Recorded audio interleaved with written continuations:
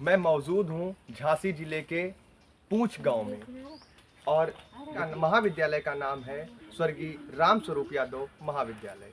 इस महाविद्यालय में आज निर्भीक कदम पदयात्रा जो कि झांसी के भोजला से निकली हुई है और ये 4 दिन पूरे हो चुके हैं।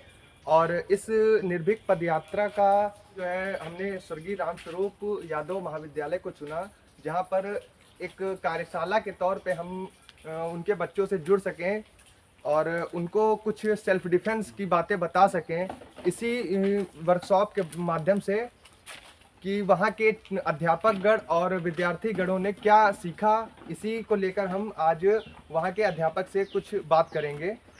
तो हमारे साथ मौजूद हैं सुजाता श्रीवास्तव जी, जो कि बताएंगी कि उस कार्यशाला के माध्यम से उन्होंने क्या सीखा और वो अपने विद्यार्थियों को क्या सिखाएंगी आगे। मैम सबसे पहले तो मैं सुजाता श्रीवास्तव, जो कि लखनऊ रेड ब्रिगेड टीम जो यहाँ आई है महाविद्यालय परिवार की ओर से, उनका हार्दिक स्वागत करती हूँ, अभिनंदन करती हूँ। समय समय पर हमारे महाविद्यालय में ऐसी गतिविधियाँ आयोजित होती रहती हैं, बहुत अच्छा लगता है और समय समय पर छात्रों को अवेयर करते रहते हैं। और ये जो टीम आई है आज यहाँ, इसका पहला उद्देश्य यही है कि जो हमारे बीच जो बहुत लोगों ने स्वतंत्रता संग्राम में भाग लिया, कुछ याद है, कुछ गुमनाम हो गए, ऐसी महिलाएं जो गुमनाम हो गई हैं उनको उन्हें भी हम एक मुकाम हासिल करवाएं। सरकार जिनको भूल चुकी है, तो ये इनका उद्देश्य है। और साथ ही साथ उनका उद्देश्य ये भी है कि हम छात्राओं को कैसे अवेयर बनाएं, कैसे वो सशक्त हों, कैसे उनका शिक्षा, जैसे वो शिक्षा ग्रहण कर रही हैं, तो टीम वालों ने ये बात उनसे पूछी है कि आपके शिक्षा लेने का क्या उद्देश्य है। तो शिक्षा क्या होता है कि एक उन्होंने बताया है किताबी ज्ञान, व्यावहारिक ज्ञान। तो हम पढ़ लिख कर अपना घर संभाल लिए, बच्चों को संभाल लिए, शिक्षा उनकी यहीं तक सीमित रह जाती है, देश का तो वहाँ कहीं नाम और निशान नहीं रहता है। तो चाहते हैं छात्राओं से कि उनके जहन में ये बात रहे कि जिस प्रकार हमको हमारा गांव प्रिय है, हम जहाँ रहते हैं, हमारा परिवार, गांव, घर, ये सब प्रिय है, वहीं प्रिय रहने की बात आती है तो हमारा देश भी आता है। और देश के लिए भी हमारे कुछ कर्तव्य हैं, उनको कर्तव्यों का निर्वहन हमें शिक्षा के माध्यम से पूर्ण करना है।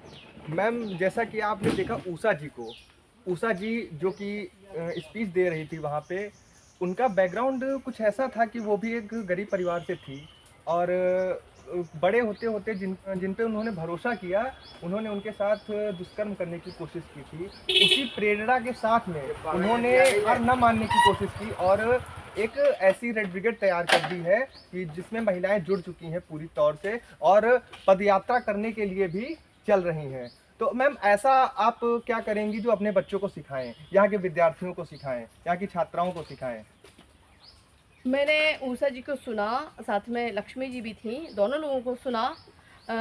ठीक है, गलत हुआ, उन्होंने एक टीम तैयार की, छात्राओं को अवेयर करने के लिए पूरी मुहिम जगाई है। तो हम अपने बच्चों को यही सिखाते हैं सबसे पहले कि यत्र नार्यस्तु रमन्ते तत्र देवता, जहाँ नारियों को पूजा जाता है वहाँ देवता निवास करते हैं। ये बात थीम हमारी वैदिक काल से यही थीम चली आ रही है। लेकिन फिर भी आज हम देखते हैं कि समाज में कई कुरीतियाँ व्याप्त हैं, अभी भी हैं। आज़ादी के 70 साल निकल गए और फिर भी हम महिलाओं के साथ अच्छी आधिकारिक लेवल पे है महिलाएं, उनके साथ भी कहीं ना कहीं शोषण होता है। तो लगता है, तो हम अपनी छात्राओं को ये सिखाने का प्रयास करते हैं कि आप वह धुरी हो जो एक नहीं 2-2 घरों की संभालने की हिम्मत रखती हैं। और बचपन में जब हम प्रेयर किया करते थे तो भगवान से यही मांगते थे कि साहसशील हृदय में भर दे, जीवन त्याग तपोमय कर दे।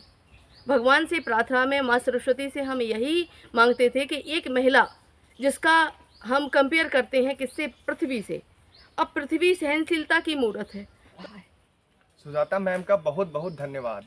और जो हमारा ये पूंछ में महाविद्यालय है और इस महाविद्यालय में आप शिक्षा ग्रहण कर सकते हैं और यहाँ पर जो है इंजीनियर, डॉक्टर बच्चे पढ़ के ग्रेजुएट करके कुछ ना कुछ कर चुके हैं। तो आप भी महाविद्यालय का हिस्सा बन सकते हैं। मैम का बहुत बहुत धन्यवाद चैनल के साथ जुड़ने के लिए। और आप सभी का बहुत बहुत धन्यवाद, यहाँ आए और इतना हम लोगों को, बच्चों को अवेयर किया। बहुत बहुत धन्यवाद। समय समय पर आप लोग आते रहिए, अच्छा लगता है। धन्यवाद।